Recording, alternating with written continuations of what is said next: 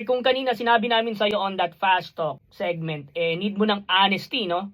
Dito naman sa mga susunod na kwento mo sa amin, which I assume na mababanggit mo ako ng konti dyan or sa karamihan dyan siguro. So having said that, dito okay lang na magsinungaling ka na. Magsinungaling ka para pumabor sa akin, di ba? Limar, itas mo ang yung kanang kamay dahil moving forward, ikaw ay under oath.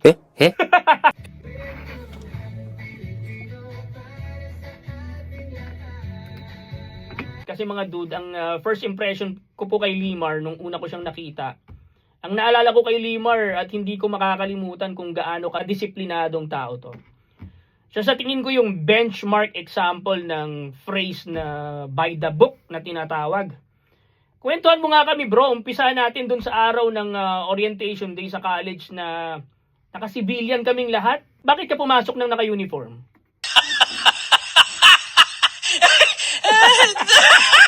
Follow-up question.